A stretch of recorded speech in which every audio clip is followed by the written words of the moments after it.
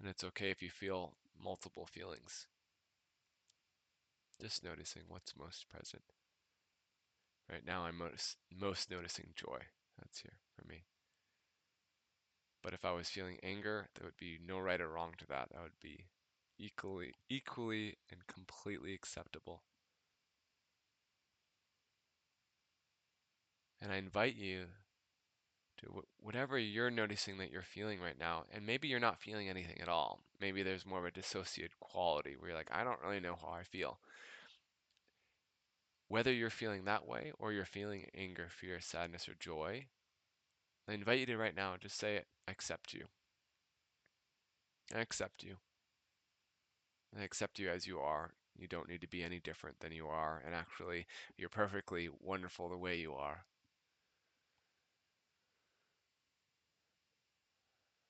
So right now, we're not only becoming aware of our body and our feelings, but we're also accepting them as they are. They don't need to change. They don't need to be different. They're perfect just as they are. And notice what happens when you do that. Notice what happens when you bring a loving acceptance to whatever's happening for you, whether that's a lot of feelings or perhaps none at all. Accepting that, inviting that experience in.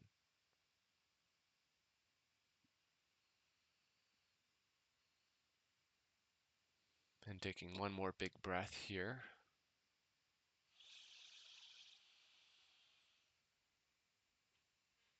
Maybe moving your body around a bit if that feels good.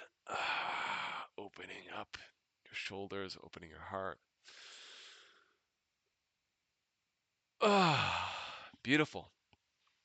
All right, I feel like we are sufficiently primed to go into this exploration together.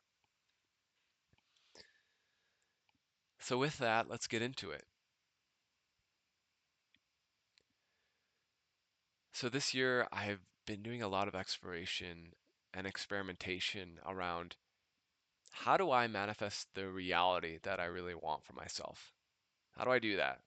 You know, there's a lot of different information on the internet, all around in pop culture about how to manifest your life, how to be deliberate, a deliberate, conscious creator of your life. I've been asking what really works, like what's actually useful here, what's practical, what's pragmatic, and why do particular things in particular ways.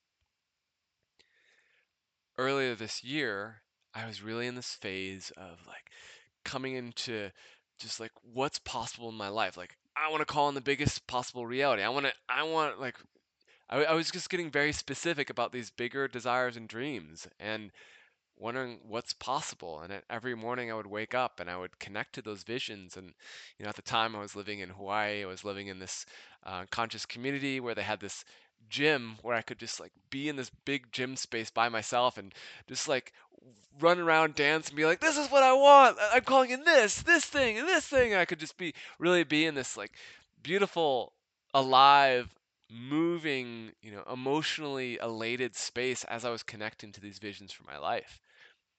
And that was really powerful and beautiful.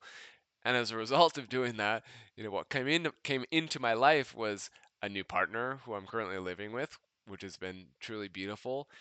We have been living this lifestyle where we're house sitting and constantly we're in this constant surrendered experience of not knowing where we're going to land next, yet the spaces continually show themselves. And it's been this really beautiful experience of finding home after home after home. And really, uh, it's been a completely new experiment of like, wow, what's it like to not have to pay rent and to um, be able to have access to these different homes and resources that we wouldn't normally be able to have access to, based off of our current resources.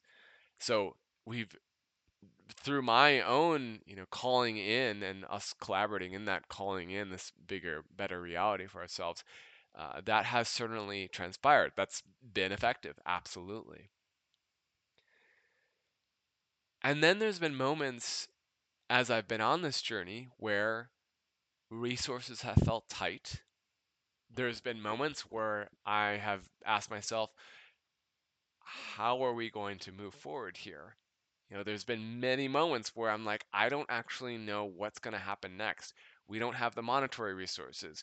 We don't have, um, an idea of where we're going to go next. We don't have, a particular means and way of getting what we think we need.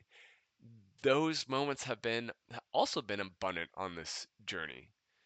And it's during those moments where I found myself moving from this like expanded state to more of a contracted state.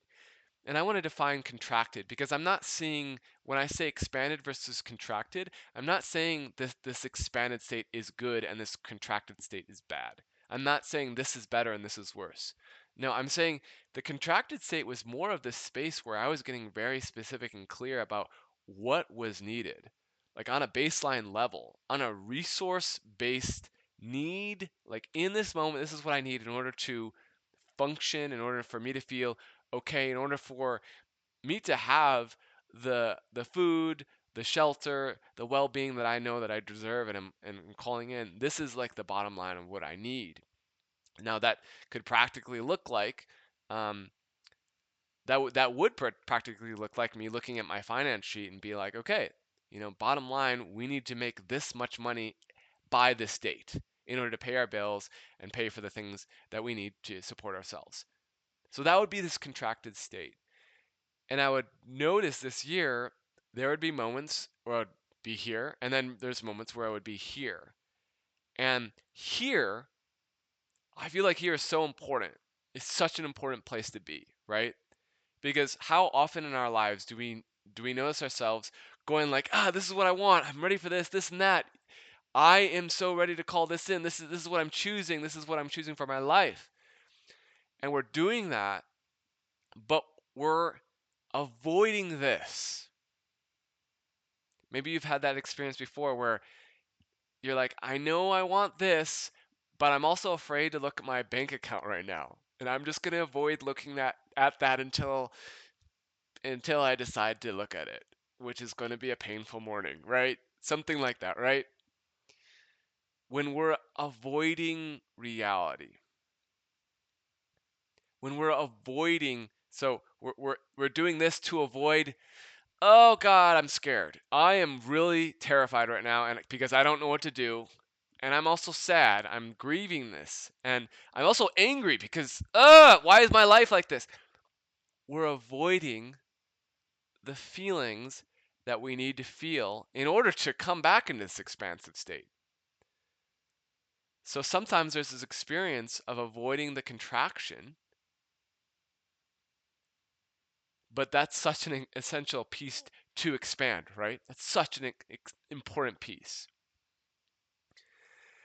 Now I found, and this is what my dialogue and exploration was this morning, was I found that I've been here a bit too long.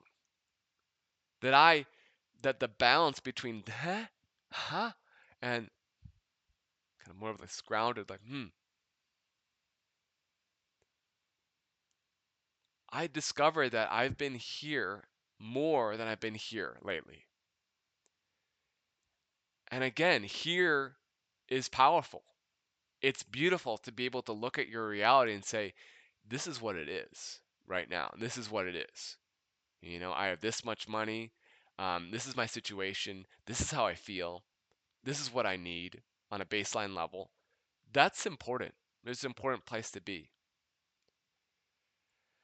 But what I noticed for myself is that I had started to become a bit too dependent on here, which caused a collapse in coming out into here. And what I noticed is that as I kept staying here, what happened is that my energetic form, my energetic shape, how would I describe that? There's a way in which we're kind of like spaceships, right? and, and and we take an energetic form.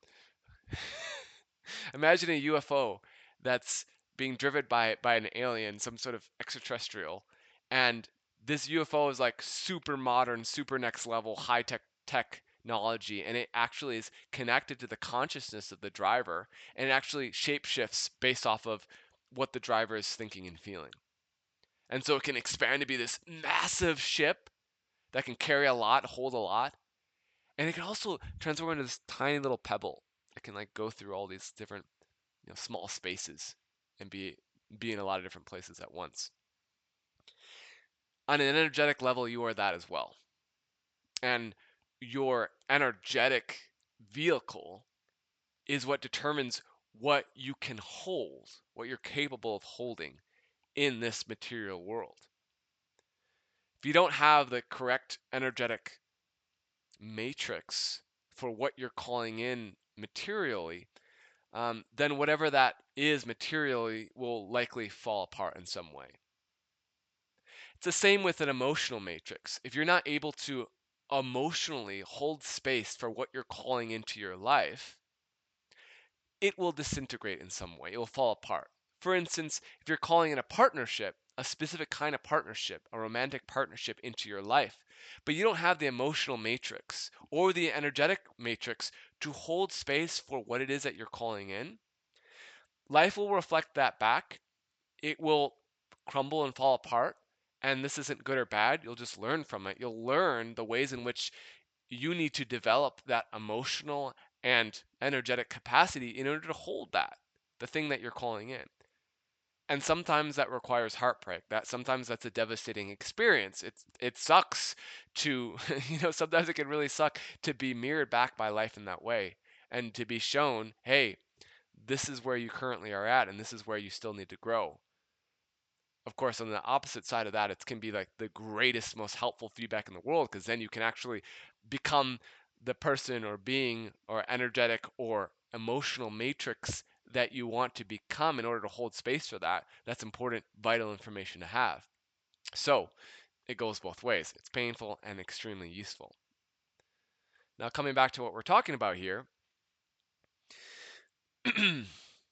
how do you become that energetic matrix or even that emotional matrix to hold space for what you're calling in? Well, what was happening for me is that I was becoming so focused on the details, this left brain orientation, this pragmatic orientation in life, again, not good or bad, but it was because I was becoming unbalanced in that department, my energetic form was starting to contract in a way where I wasn't actually able to hold space for the things that I wanted in my life. Now, was I emotionally? My emotional matrix was actually big enough, but my energetic matrix was shrinking. And the nice thing about energy is that it shrinks and expands pretty quickly, right? It's a lot less dense than physical energy. Physical energy is like it takes a lot longer to expand and condense because it is just more dense energy, right? Emotional energy has more fluidity to it, right? It's like the difference between the form of ice, which is more of a feels more physical, right? Versus water, which has more movement and flow to it. There's a clear difference between those two shapes of the same element of water. It's like they're just different forms of the same element, but there's a density to the ice and there's something that's much more fluid with the water. The water is our emotional state, right? It can move, it can flow in that way. So emotions can move and shift much quicker, and you can develop your emotional matrix much faster than you can your material matrix or your physical matrix. But they're all connected and important for holding. That you need the emotional matrix to hold space for the material matrix. So, and you need the energetic matrix to hold space for the emotional and physical as well. They're all holding space for each other. They're all interconnected. They're all important. So, coming back, I realized that my energetic matrix was collapsing. I recognized that because the energetic matrix is much more fluid and much more malleable and can shift very quickly, I suddenly realized, oh, I need to invite myself to expand more, being in this more right brain, creative, expansive state. And so I started to, the first quote that came to me was, though I'm just gonna give, like, this isn't the exact quote, but it's from Alice in Wonderland. I believe it was like the Mad Hatter. Someone says it. It might have been the cat. Someone says, um, why I believe in 6 impossible things every morning, right? I choose to believe in 6 impossible things every morning. What is that? What is that practice? What is that actually doing? It's expanding. It's expanding your energetic capacity. It's expanding into greater possibilities for your life. It's a way of shifting out of this pragmatic thought system, which is not good or bad, into a place of nonlinear, irrational possibility. And what does that do? It does this. It does this. And what is that? That's your energetic body expanding. And so what happens when you're in that state consistently? Well, your energetic body starts to expand. And what happens when your energetic body starts to expand? What happens then? Then you become more receptive to ideas, possibilities, ways of being, thoughts, actions that are aligned with this expanded energetic body. And what happens then? Well, you start to feel differently. Your emotional body is impacted. What happens when the emotional body is impacted by this greater energetic expression within you? Well, maybe you'll start to feel joy. Maybe you start to feel anger. Maybe you start to feel sad. These emotions or energy in motion, energy starts to go in motion. What does that do? It gets your body moving. What happens when your body's moving? Well, there's more energy, there's more aliveness. What else happens? You start to take action, you start to act on things because you feel it. So this all equates to starting to have the thoughts, the feelings, the actions that actually get you, start moving in direction towards becoming the embodiment of the things that you truly want in your life. So coming back to this, there is a balance that needs to be had between this more constrictive element of coming down, embracing reality as it is, versus this more expansive, hey, anything's possible, nonlinear. I don't know what's going to happen next, and I don't care because this is what I want. this is what my heart wants. I feel joy. I feel expansive. Anything is possible. Versus, this is what I need right now. This is practically what is. This is how I feel. This is the grounded reality. This is what's in my bank account. This is what I see, hear, and feel in this moment right now.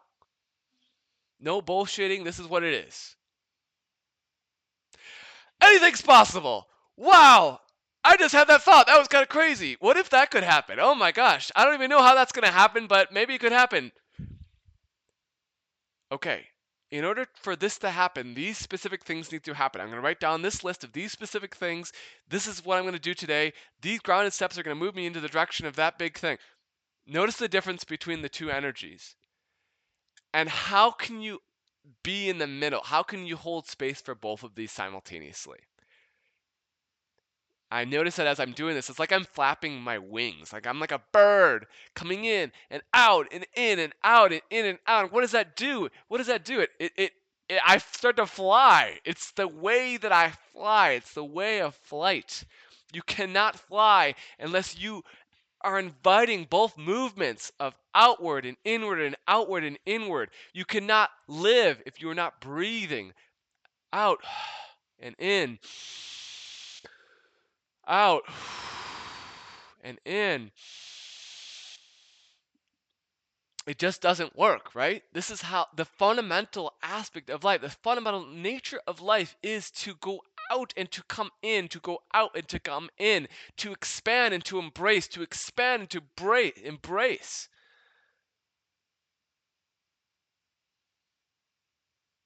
To be and to imagine, to accept and to open.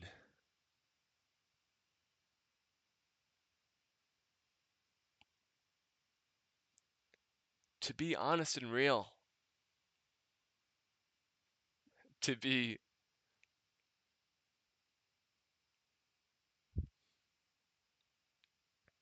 grateful for what is possible. So, my question for you right now is, where are you right now on that scale between expansiveness and more of this contractedness? Are you feeling more out here? Are your wings spread out right now? Or are you feeling more in here right now? You might even write down in a journal right now. You might just like create a scale right now. On one side of the scale is expansiveness, the wings are open. The other side of the scale is the wings are closed, more contracted. And then just feel intuitively, connect to your heart and feel into like, where are you on that scale? Just put a mark. If you're at the middle of the scale, awesome. Feel into, as you do that, feel into, ask for intuitive insight of, how might I continue to move forward in my life in an empowered, enlivened, and beautiful way.